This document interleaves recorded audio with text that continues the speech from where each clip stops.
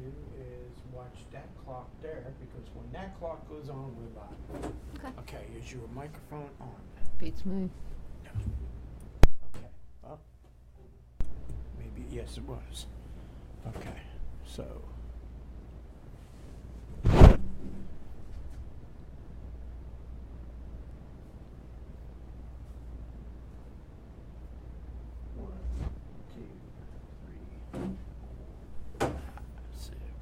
Seven, 8, 9, 10. Good evening. Welcome to our show, Writers Conspiracy Project. This is our 4th show, and tonight we have a guest with us, Wendy Hartman. And tell us a little bit about yourself. I'm a 1991 graduate of Messiah College. I have a background in nursing, a degree in elementary education. Okay, and are your books about this, or are they on different subjects? My books are on different subjects. You had asked me before the show how long ago I had started writing. I had an illness about 10 years ago, and I couldn't sleep at night, so I would write from between 11 o'clock and 1 in the morning. Okay. Those things haven't been published yet, but that's how I got my start. And then I started writing about things that I knew. Not really stories, but just started with my experiences and that kind of thing. That's where my first book came from, which is known as the Amish Impact, From City to Farm. I grew up around the Amish and the Mennonite people. Messiah College is a Brethren in Christ school. Might want to hold it up a little bit higher. That's sorry about that. So I sort of took my life experience from helping my uncle milk cows, because my mother was a farm girl, that kind of thing. And that's sort of what's in my first book. The kids, Elizabeth and Eli, their dad loses his job. They were originally in Boston. They came back to PA where their parents grew up at. And I don't want to spoil it too much, but that's sort of where that came from. It has some farming things and that kind of thing. So that's that one. And I'm going to put that there for the moment. Then we get to a new season. When they come back to PA, they meet their dad's parents. They actually live beside their dad's parents. Grandma. So this is a series. It's a series. Grandma and Grandpa Hopewell. And in this book is when Eli and Elizabeth start discovering their faith. Again, I'm a Messiah College graduate, so that's something that's very important to me as well. So that's sort of where that is. One thing I would like to say about this one is if anyone has a young child who loses a pet, Granddad Hopewell loses his very beloved kitty Tig in this one. Oh, okay. So this is a book if you are dealing with death and dying, grief, that kind of thing, might be able to help parents deal with that So there's a psychological background. To some extent. I did some volunteer work with a hospice program when I first got out of college, and I felt that was an important thing. I've dealt with kids who have lost a loved one or a pet, and I thought that might help parents with that kind of thing. Yeah, so it's a book with purpose. That's it's a great. book. Yeah. The third one sort of pulls my nursing background in. It's called The Letters. It also pulls my fire department background in. My dad was a truck lieutenant in Baltimore County. Okay. Eli and Elizabeth, again, who are the kids in this book, they each get a letter from their friends in Boston. Elizabeth gets a letter from her friend who has a gluten reaction and ends up in the hospital. Okay. And Eli, a gluten reaction is when you are allergic to wheat, rye, barley, that kind of thing. Oh, and okay. she was at a get together. She consumed something that had it in, and she had an allergic reaction. And okay. it can be nasty. I have that intolerance, unfortunately, so I have some firsthand knowledge of that one. Eli also gets a letter from up there, and he gets a letter from a friend whose dad is a Boston firefighter. Well, he was injured in a fire. Okay. And again, that hits home to me because that's something I was worried about when I was growing up, was Dad coming home, that kind of thing. So this is not only for kids who have someone who might have a medical issue, but also have a dad who's a firefighter, cousin, mother, or whatever, police officer, that kind of thing. Yeah. In this book, though, Eli and Elizabeth meet twins. The little girl has type 1 diabetes. Okay. The little boy has what my husband has, which is known as congenital adrenal hyperplasia. And let me get one of my other. And what is that? Well, I'll tell you in just a second. Let me get my one prop out here. Congenital adrenal hyperplasia, to make it simple for everybody, is when your adrenal glands don't make enough adrenaline. Maybe we can do that. Yeah, Can you see it? yeah. Does that work? Yeah, well, the camera takes about 7 seconds. All righty. Yeah, Well, let's do it that way. Yeah.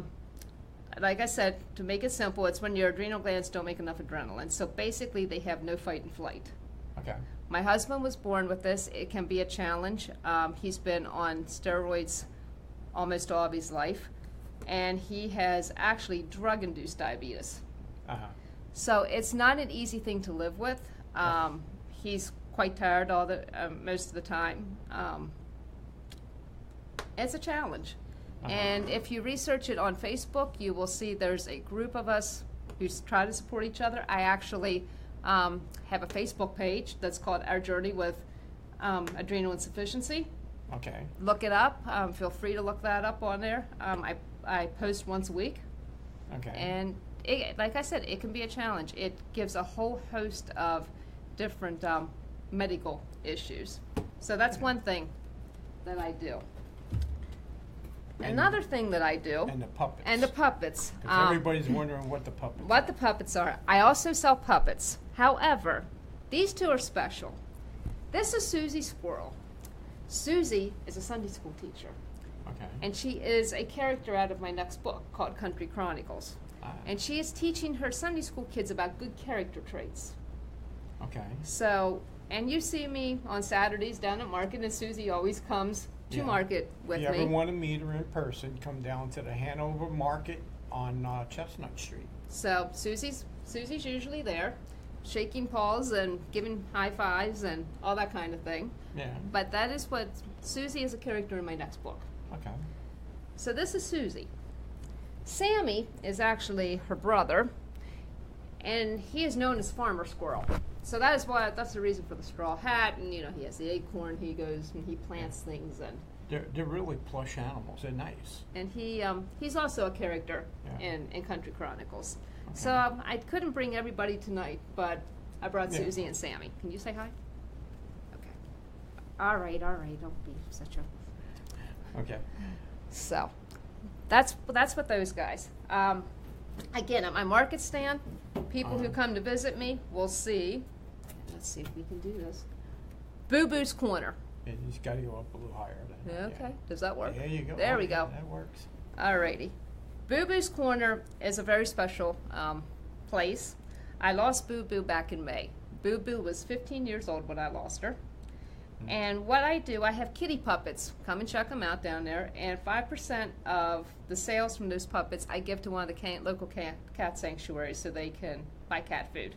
Okay. So even though Boo Boo is gone, and as you've heard, we now have Holly and Molly, Boo Boo still has her own mission, and she helps out that way. All right. Well, that's great.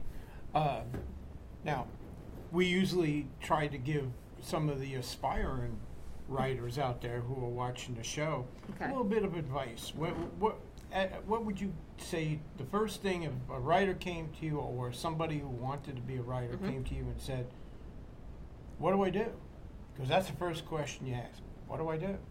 Okay. My advice to you, or to anyone who wants to write, is write about what you know. Okay. Don't go and start researching. Again, let me go back to this one. The Amish impact. I grew up around the Amish people, Mennonite people. Uh-huh. I grew up farming. I helped my mom, aunt, uncle milk cows, feed calves, gathered eggs, Okay. and my background is in this book. Right. The father, Jacob, in this book actually went to Messiah College, so I, pulled that in, that Okay. kind of thing. Write about, if you have experiences, write about your experiences, and if you can put it in story form, that's great.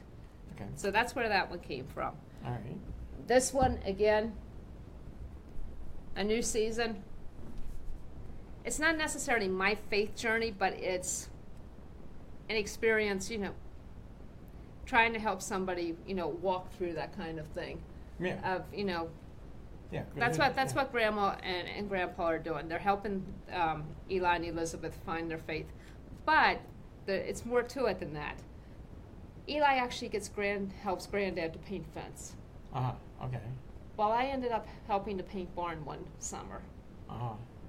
And Elizabeth and Grandma Hope, well, they bake and they cook and that kind of thing. Well, my mother was one of 12.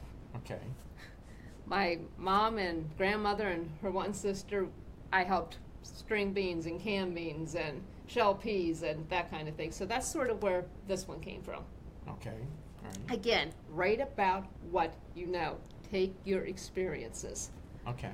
Sounds like good advice to me. The third one, and again, just to keep on, on going here, to keep with the theme. Okay. Again, I have a gluten intolerance. I have a lactose intolerance, which isn't in this. I actually have a caffeine intolerance. Okay. So Elizabeth, whose friend has a gluten issue, Right. comes from my background. Okay. The type 1 diabetes, I knew a little bit about, being a nurse, that kind of thing, having a nursing background. Yeah. A nursing friend of mine who does it has more experience in it than I've ever had. So you just basically tell people how you deal with it. Some of my experiences. Now, I did have a friend of mine, look at the diabetic part of this because she does it more than I do. Yeah. Okay. That kind of thing. The congenital adrenal hyperplasia, like I said, my husband has it. So Okay. he's lived with it, that kind of thing. Yeah. The fire department portion of this, as I said, prior, I grew up in the fire department. My dad was a truck lieutenant in Baltimore County. Okay. So I take my experiences and Write them. write them. That's good. Now, I brought the Civil War hat. Oh, I guess I'll put it Civil War. on. Okay. Eli and Elizabeth are homeschooled. Okay. So in one of my next books, and I'm writing a couple at a time right now. Okay. I do that. It's just how life goes right now. Yeah. They're going to take a field trip. Right.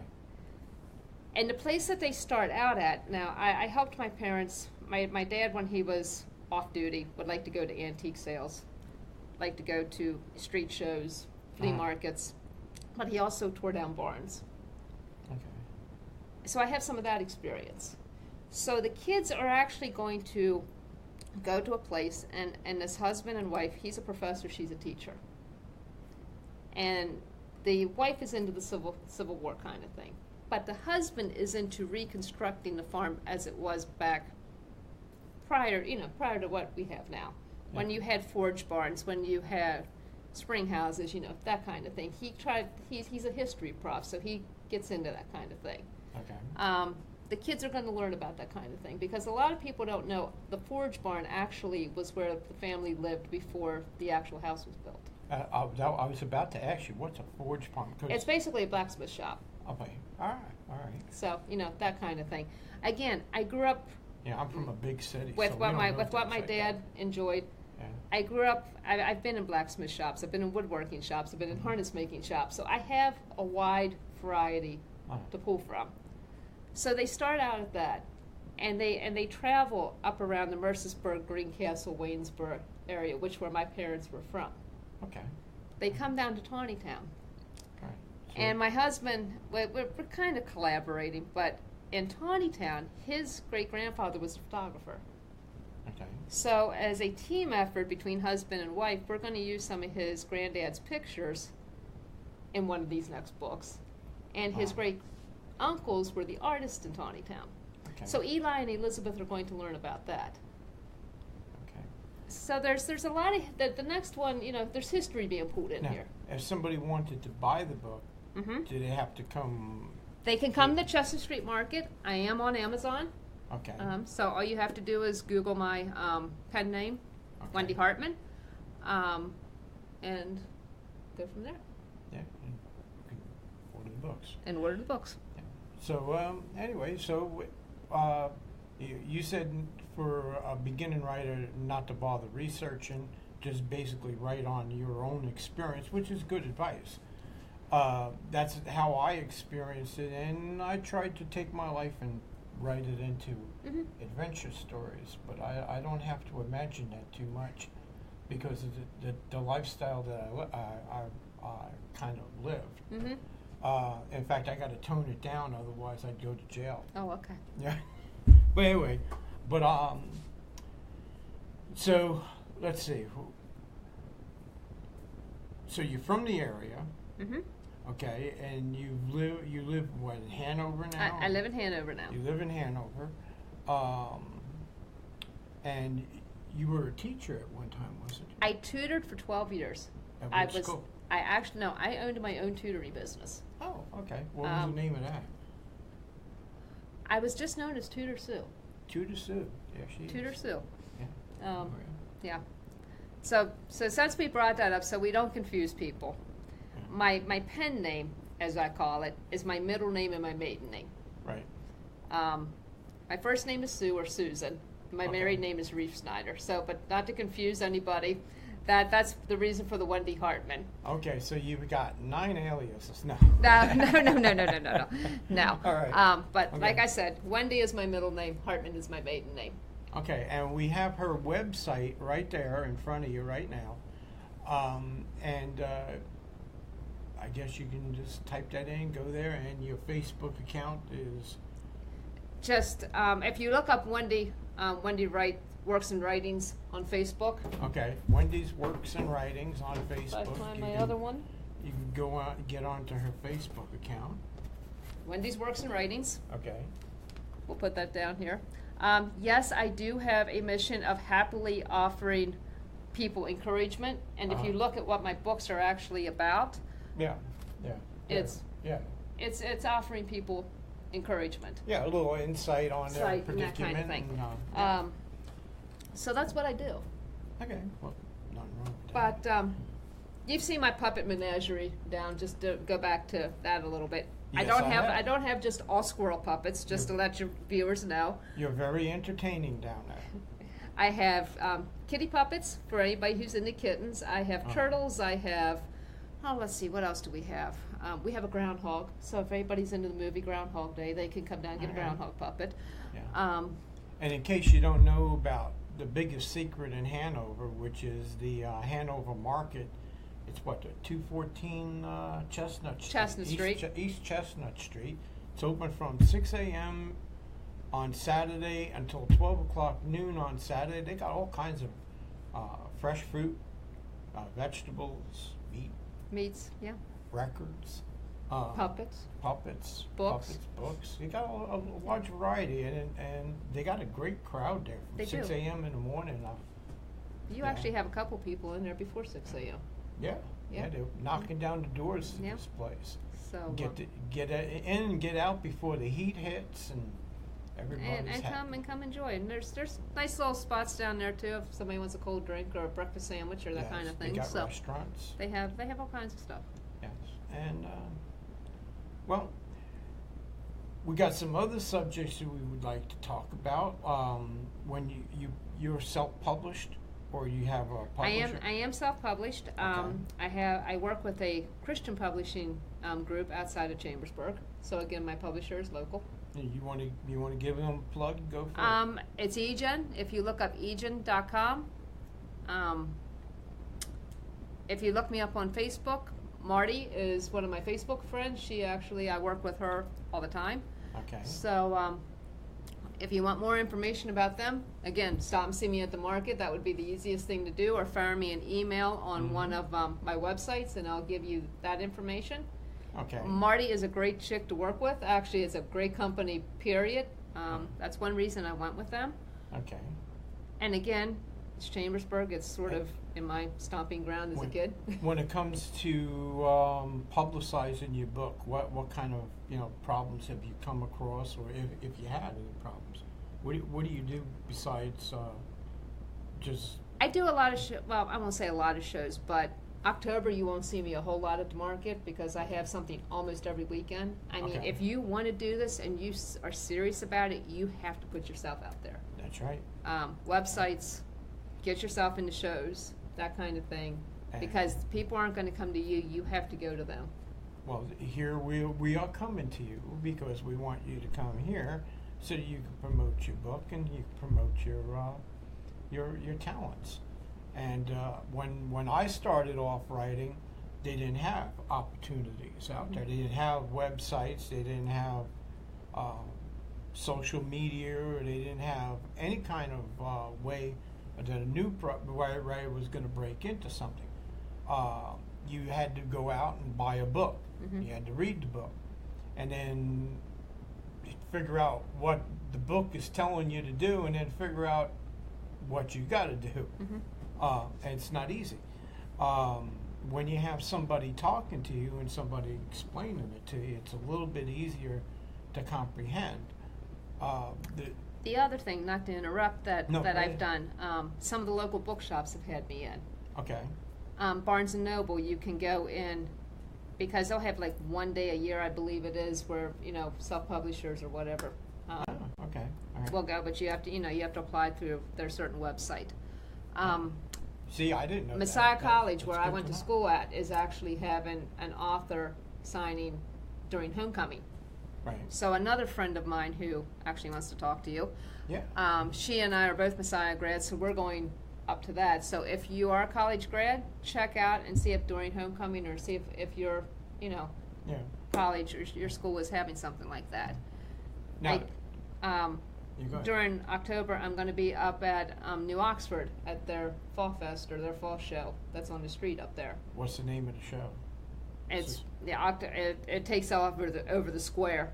It's their street show in New up Oxford. there in Are New you Oxford. Where the circle is? Okay, so it's at the New Oxford Circle. I believe it's the last weekend in October, I want to say. Last week in October, and I'm pretty sure they have it on the New Oxford Chamber's website. Yeah, Yeah. Chamber of Commerce website. So, yeah, that kind of thing. Yeah. I've been invited to, there's a church down in Mayberry. They wanted me to, come, down there for their event and that kind of thing. Just Yeah. get yourself into different things. Yeah, you see, my problem always was I was working too hard. Mm-hmm. I'd have a job 6 a.m. in the morning, get off at 5 o'clock in the evening, went to sleep. I didn't have the energy to go and do that. Now that I'm semi-retired, You can we're do that. starting to do these things, Mhm. and I have like 15 books that aren't even through editing yet. Yes. They're all finished, but it's just a matter of getting them through the editing. And the reason that I did it that way was because once you start going out and putting yourself out there, you don't have time to write. Yes. And it becomes more difficult to do what you really want to do, which is write, because now you're promoting all this stuff. But that's when you get yourself a personal assistant like I have, who is Pat, Okay. that you see at the market stand. Yeah, well, see, you're lucky. I'm an army of one. I mean, I get people who come over to me and want to do the show and stuff, and then they don't show up. You know, and it gets kind of frustrating. It's like you can lead a horse to water, But you can't make them drink.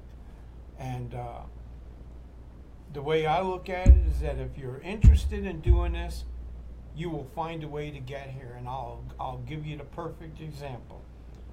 Yesterday, my water hose went on my truck. I was stuck on the side of the road for 2 hours. I got towed to a parts place that had to order a radiator hose. Why did they have to order a radiator hose? I don't know, but it was frustrating. So I had to call another tow truck and get towed home because I wasn't going to sit there all night in the parking lot. So I woke up this morning, picked up the part that I had to wait 24 hours for, got under the truck, found out that they gave me the wrong part. So I had to call them up again, went out, got another hose, found out that it's going to take till Saturday to get that part. So I didn't have a truck to get here. I borrowed a car.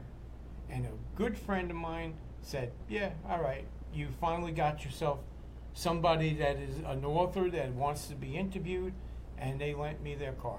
That's a good friend, and that's persistence, because I could have just called up and said, oh, I can't make it there.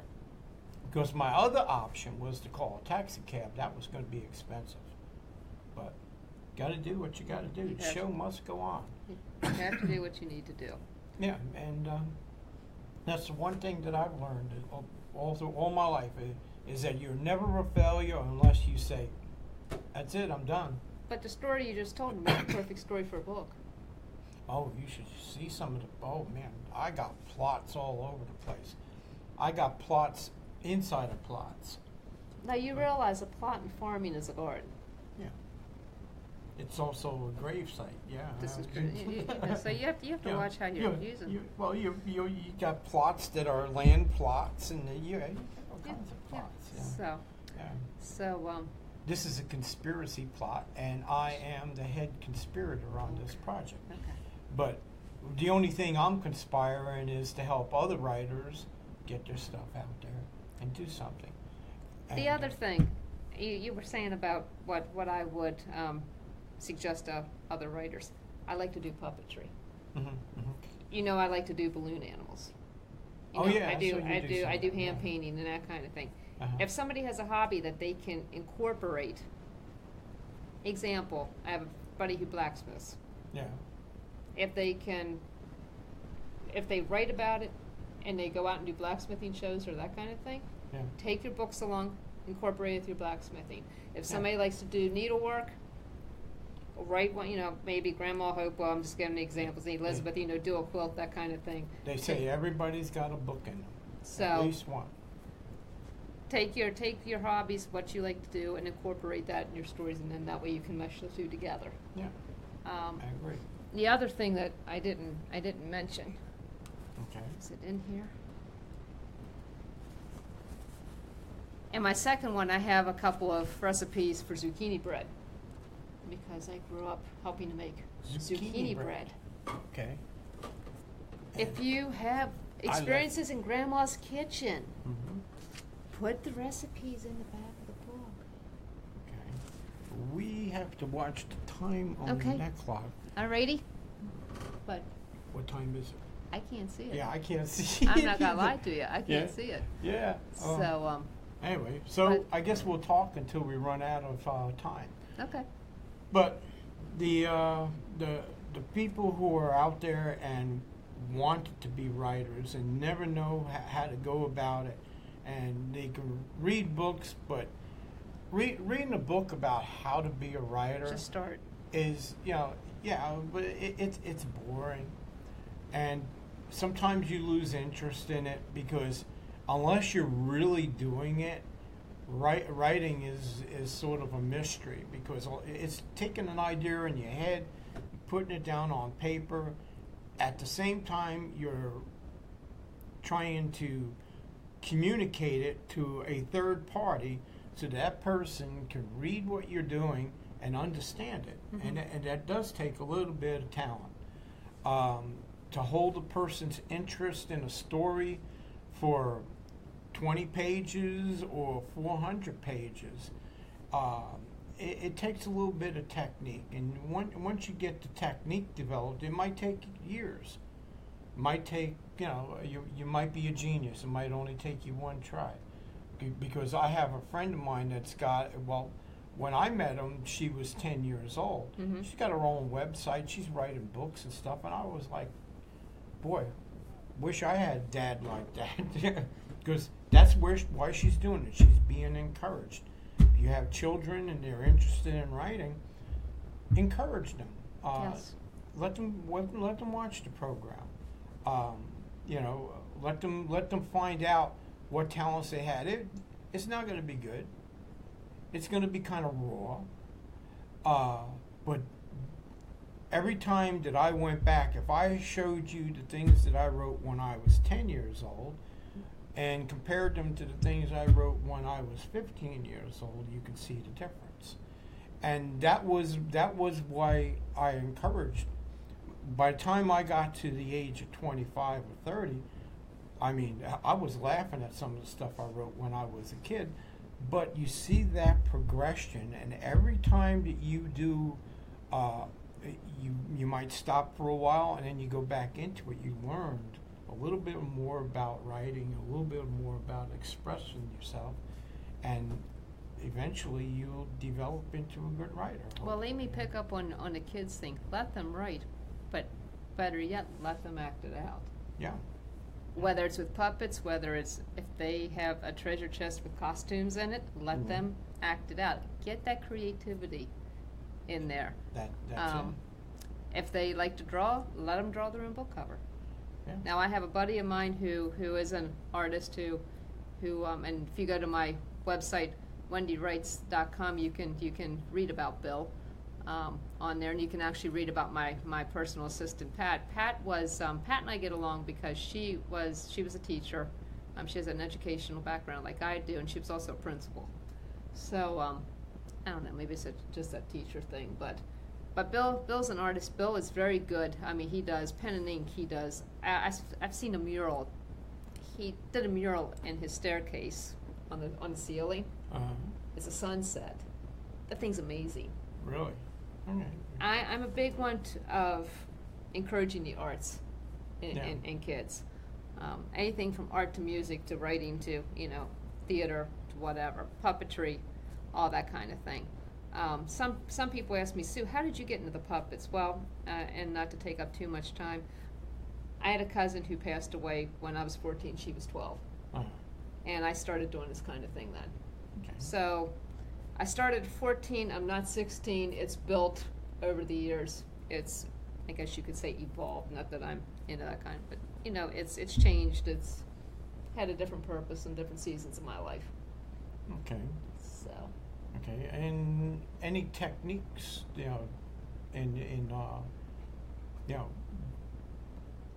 conveying your stories. I just started writing and it just flowed. Now I will say I sort of had some of my stories planned out, and once I started writing, they took a whole different avenue.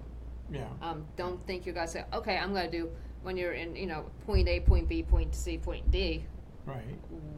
It doesn't work that way. When I get into a story, it just goes, it flows. I mean, I have a rough idea, but it doesn't necessarily follow the path that I thought it would.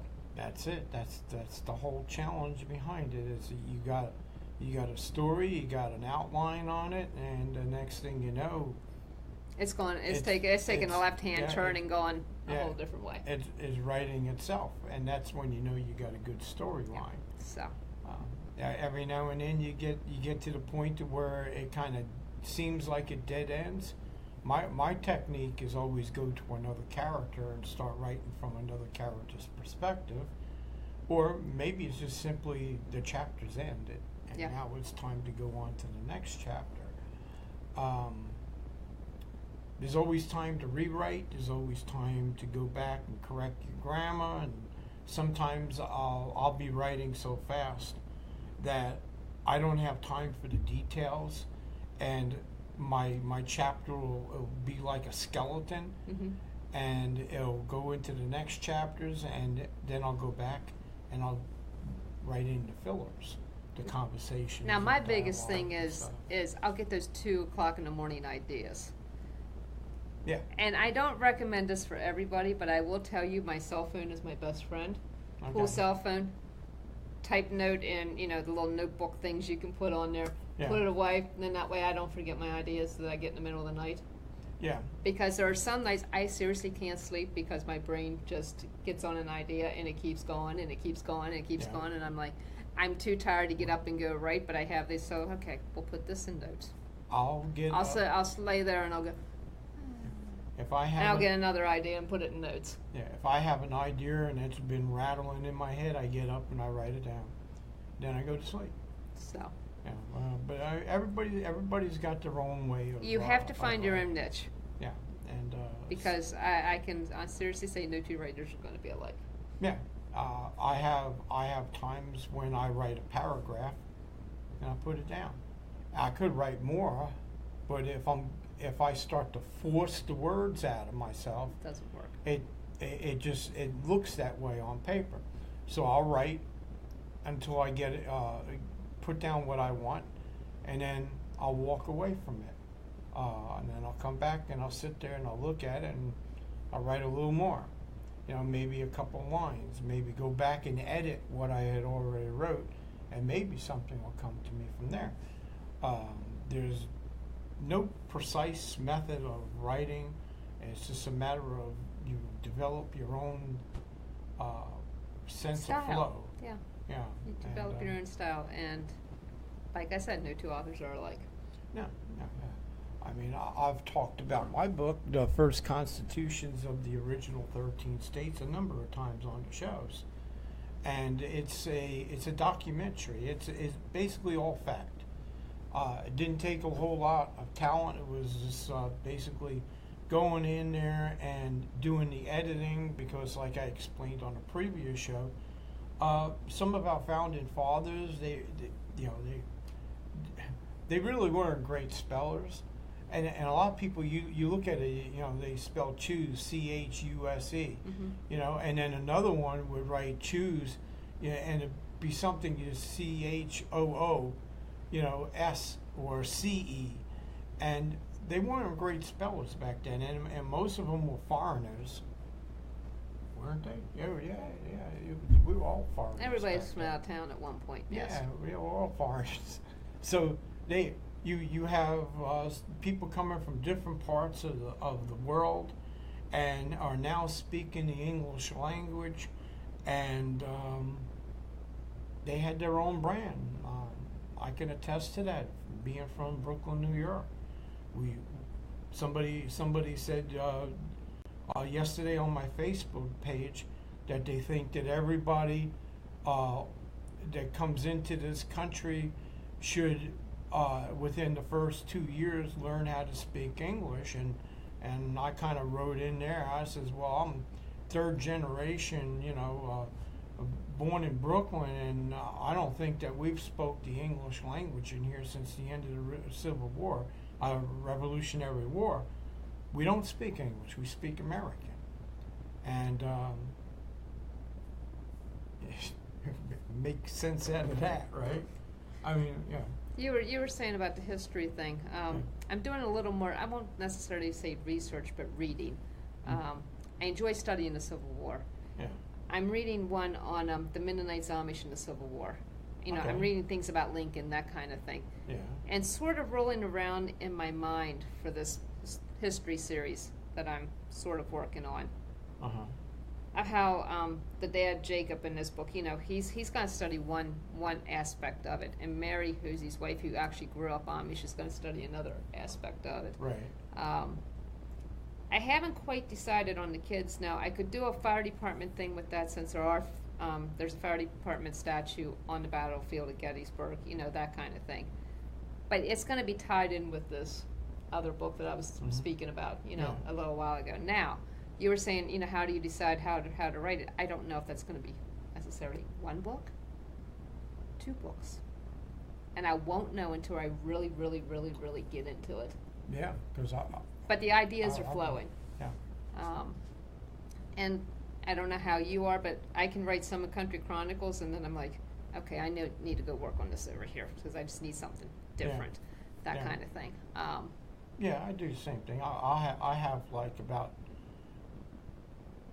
3 books that are going, and then I got 3 books that are in editing, and then I got maybe about 20 or 30, variations of things that I got ideas of, short stories, And I have family members that are like, Sue, how can you do this? And I'm going, it's just the way it is. It just depends, what goes to my mind that day. And what a lot of people don't know about the Revolutionary War, or at least don't give the Amish and the Mennonites credit, was that the second, I believe it was the 2nd Pennsylvania Regiment, was all Amish during the Revolutionary War.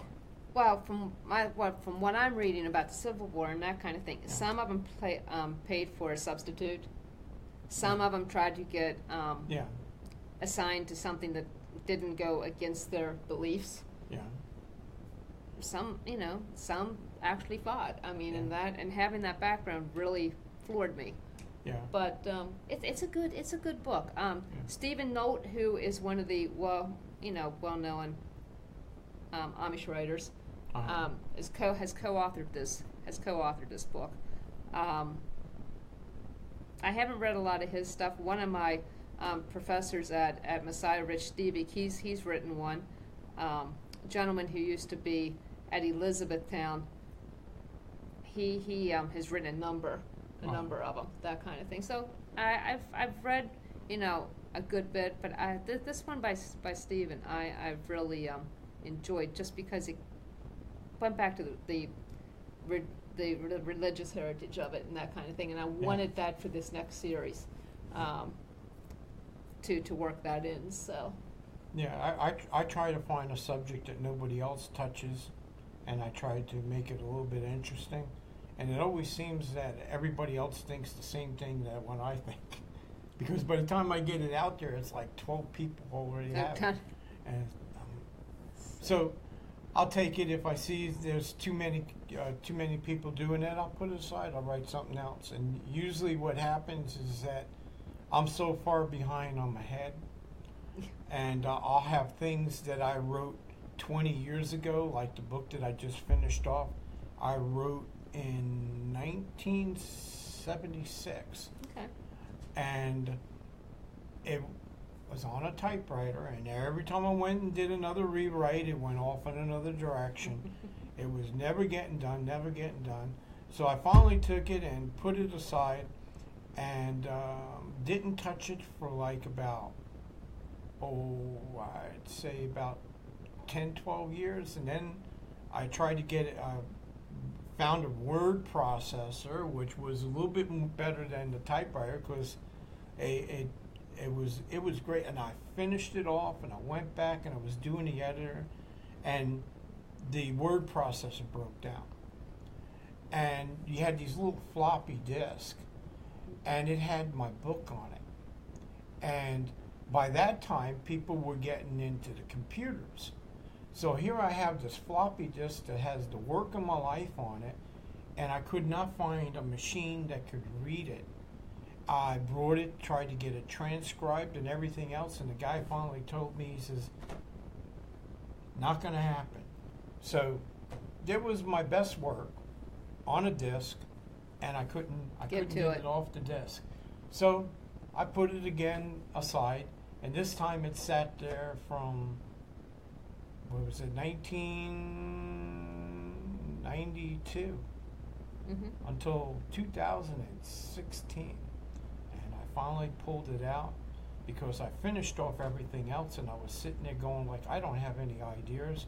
And I said, wait a minute, I got about 6 or 7 manuscripts that have been sitting in a file box for more than 20 years. And I pulled it out, and I wrote it, and I finished it off. Well, that's This time, it's on 3 different discs. It's on 2 different computers. I made sure it's on a USB. It is not being lost. I even got it uploaded on the website, so if the house burns down, I still got a copy of it. Well, that's sort of like the ones that I wrote when I was ill about 11 years ago. I wrote 3 different books. Uh-huh. They will work into this series, but I'm not to that point yet. Okay. So eventually they'll make their debut, if that's what you want to say. How would you classify them? Like chapter books?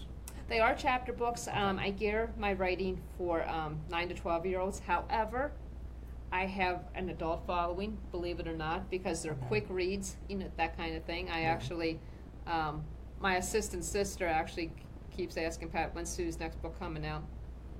Tell her to keep writing. I'm anxious for the next one. So I have an adult following, like I said, as well as a young adult, child and young adult following. My background's in elementary ed, so that's sort of why I geared it, for 9 to 12 year olds. Write what you know. Write what you know. So, alrighty, but that's about the best advice I can give. Yeah, I mean, there's so many different aspects of it. Like with, I do my self-publishing myself, but I go point to purchase, and the reason I go point to purchase, or purchase on demand, is actually what it is. Purchase on demand is because you don't need a lot of money to finance it. Yes. You go to a vanity press or to one of these book publishers, they want you to spend $3,000-4,000 on books, and this one self-publisher is you upload your stuff, you get your ISBN number, you're on Amazon, you're on Barnes and Noble, you have your own stuff that people can order directly from your website, and they order one book and they ship it out. They order, somebody orders another book. So if you're not consistently going out and promoting your stuff, like I wasn't, because I got into the politics thing, Mm-hmm. and I could do one or the other. I couldn't do them both. So even though I was continuously writing, I knew that I had to focus on the other thing, Mm-hmm. because it was really important, because the way things were going with our politics. And so the point of purchase worked pretty good for me, because if people were buying the stuff, I didn't have to worry about keeping a big inventory. Now, if I did a book signing or something, I might order 20, 30 books. Most of the time, you're lucky if you sell 5 or 6. So you don't want to go in there and shorthand yourself. No. It's better to have a big stack of books in front of you than it is to have just one. On the show, it doesn't matter. We're not trying to get you to buy the book right now, but come down to the flea market. Come down to the Hanover Market on Chestnut Street in Hanover. Well, the other thing you were saying about author signings, the other thing that I do on occasion is actual author talks. People will contact me and say, Sue, will you come in and talk to our group? I actually did it for a group of local authors, but I'm open to going to meet with homeschool groups, that kind of thing. If you want to get your kids to into writing and that kind of thing, I'd love to do that kind of thing. Yeah, you give them a taste. It's like if somebody comes on a show, sometimes it might be their first time ever appearing on TV, and I know how I was. It was sort of like this. There was this like, I mess up, everybody's going to see it, and then I'm going to feel like, oh, I'm one of the Three Stooges or something on it, and I'm going to be an embarrassment. And after a while, you get into debates against some of your opponents and stuff, and a lot of them they kind of misjudged me because I'm an independent. So that usually means that I'm an easy target, but I'm not that easy.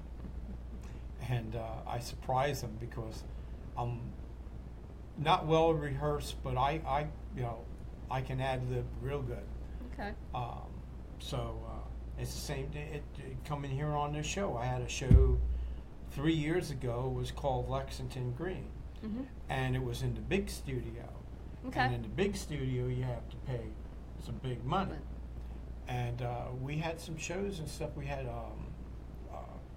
TV producer from Tennessee came on the show, and we had some other some politicians, and didn't do a lot of shows because there was an accident that I was involved in that kind of ended that career, but you keep on going, coming back. Yep. You keep on kicking. Yeah, so. Alrighty. Yeah, so we're over here just talking, and what's the next subject we go on? Let's see. Okay, if you do research, what kind of research would how do you go about it? You just cut and paste, or? Then I'm going to say, if you research, pick a subject that you really like. Again, Right. I'm into the Civil War. Yeah. I like studying about Lincoln. Right. I like studying the Battle of Gettysburg. I like studying the religious aspect of it. Again, the Mennonite book that I'm reading. I like reading about Grant because Grant was actually, believe it or not, related to my mother and her side of the family. So I Okay. pick. Pick a subject you'd like to read about. Yeah, it was a colorful subject. Yeah. If you know, Yeah. if you're going to research it, don't research something that you totally aren't interested in, or you're not Yeah. going to want to research it. Yeah. Well, I'm. Again, the barn thing. Yeah. I have a book about Pennsylvania farmsteads, and that interests me again because I helped Dad tear down houses, barns, log cabins, that kind of thing. Okay. And I've grown up around the farming community as well. Like I said, my mom was from Mercersburg and grew up on a dairy farm. And you start to look at the layouts of the farms. Again, you have the smokehouses, you have the forage barns, as they were known. You have the spring houses and that kind of thing. Mhm. That kind of thing interests me. So I'm working that into this next series of how to fit that whole thing in. But I enjoy reading about that kind of thing. I like reading Eric Sloane's stuff. Okay. Which is basically, that kind of thing. He has an Agent Barnes book and that kind of thing. So Yeah. that's what I do. Okay. That sounds good. Again, now I won't. I can honestly say I don't go to sales anymore. I've been to enough sales in my life. I cannot go to an auction without getting physically ill. An auction. I really wanted to go to Mud Sale over in Lancaster last year. I pulled up and I literally could not get out of the car. Oh, yeah. It's just one of those too many experiences as a kid. I could not do it. Don't take me to an auction. But I enjoy, I can write about it because I've been there. Yeah. So. Yeah, I go to auctions. I have a furniture shop up there in the Morningstar Flea Market. Okay. And, so we go to the auction like once a month, and we just brought in a whole bunch of stuff, and it was like we worked the heck out of the truck, and it broke down. Mm-hmm. Well, and, I was one of those kids of, I could be doing this, and this. I don't want to be sitting here.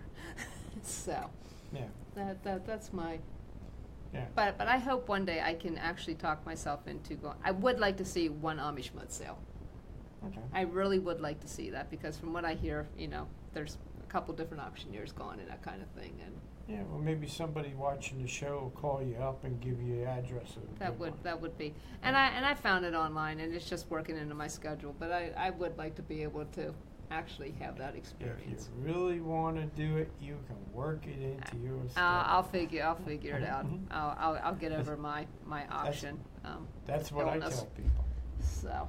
There's nothing stopping you if you really want to do it. And that's the same thing with writing. If you want to be a writer, or you want to be an actor or a director or carpenter, fireman, you got to go out and you got to do it. Yep. Because if you don't, then You're not gonna do it. You're not That's going right. to do it. It sounds like a great thing. Like when you're growing up, you want to be a fireman, then you want to be a doctor, then you want to be a policeman. And by the time you're 18 years old, you just want to be out of the house, and you do anything, work, plumber or carpenter or something like that, and you're content with it. I did demolition work for 25 years, and I loved it. You like to destroy things. Oh yes, Okay. and let me tell you, I enjoyed the scent of fresh silk in the morning. I was a superintendent for like 20 years, and I had we had fun. It wasn't like work, Okay. And but I mean, just because you want to be a writer doesn't necessarily mean you have to be a waiter. You can be a truck driver. You can be. I did music studio recording back in 1980s and stuff. I did stuff for people like David Peel and a couple other small little groups. Now David Peel, he just passed away not too long ago. That was a good friend, but did all kinds of stuff. I mean, it was crazy back then. You could actually have fun. The government's outlawed fun now. I don't know why. I'm not getting into that one. Yeah, they outlawed fun. I'm not getting into that one. But no, that's what I do. Yeah, yeah. Well, you know, you got to do something that you like, because if you don't do something that you like, you're miserable all your life. And I've been doing it since I was 10. The first thing that I wrote about was probably just some scribble that I wrote right after JFK's assassination. Okay. That if anything inspired me to be writing, it was that. That was that. It was that. So, I mean, that was a long time ago. That was 1963. Yeah, that was a long time ago. But yeah, sometimes you reflect, like, what would the world be like if that didn't happen? So, but doing different kinds of writing. There's blog writing. There is which I do. Like I said, with that, our journey with adrenal insufficiency. Well, give us enlighten us on it. What exactly you do to be a blog writer? Like I said, I'd write once a week. I do it on Saturdays. And basically what I take is what my husband Mike and I have experienced during the week. If he's had a health crisis or something like that, or if he's had a good week, or if he has something that's been bothering him, that kind of thing.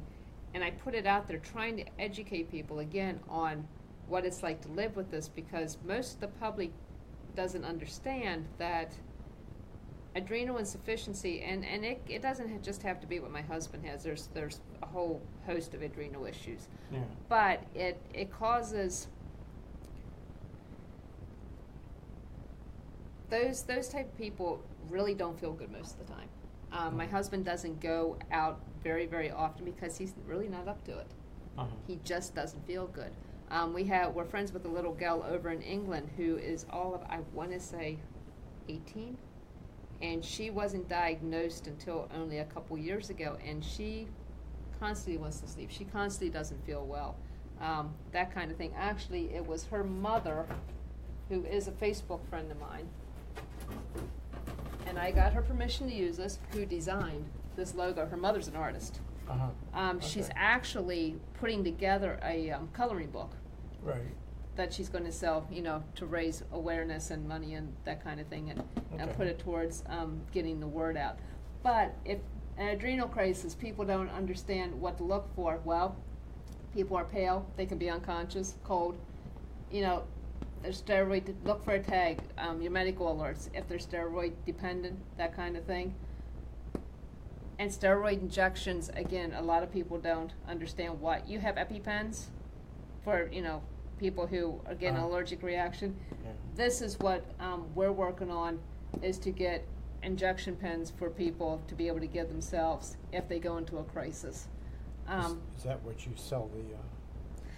I don't do that. I do it more to give to the endocrinology unit down at Johns Hopkins, because my husband, there's 2 files on him down there. He was there from very little to, well, we were married at least till he was 33.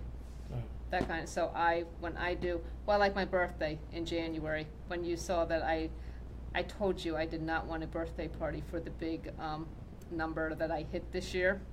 So 39. yeah, we'll go with that. Sounds really good. Yeah. So I After did 39, you don't count no more. exactly. So I did a Tupperware party fundraiser, and all the proceeds went to Hopkins. Right. So again, it's happily giving people encouragement and supporting, those guys down there who work with these patients every day, because it is not an easy thing to live with. It really isn't. A lot of these patients are depressed, suffer from depression. They just plain out don't feel good. And if he gets ill, then if he gets hurt, if he gets sick, that kind of thing, we end up increasing his steroid dose, and it's not an easy walk. It really isn't. But I wouldn't have married any other guy, and I wouldn't have it any other way, and my nursing background comes in handy, and Okay, we got That's that what on tape. that's what we do. Yeah. That's fine. So, Yeah. well, then I'll really give you a good laugh. We met when I was 3 and he was 10, so it's been one of those long-term relationships. Oh, okay, yeah, well. So, but, yeah. So anyway. Yeah, well, we left our watch in the truck, Mm-hmm. and we can't see the monitor, so we don't really know exactly what time it is. Here we go. And I was hoping. We have. It's We 1 have- minute to 8. We have 1 minute, so we're going to sign off. We're going to say good night. And this is author Wendy Hartman, and that's it. Have a good one, folks. Got it in. Got it in. Okay. Did we? Yeah, got it in. This is Wendy Hartman, and then it cut off. Did we do okay? We'll find out when we look at it. I think we did okay. We got to a couple of points where we were kind of like, where are we going from here? But hey, we ad-libbed pretty good, and it's probably still showing us because that thing shuts off.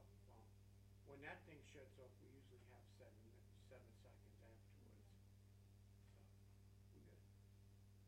But we didn't know it. And so they are. Yeah, we did an hour.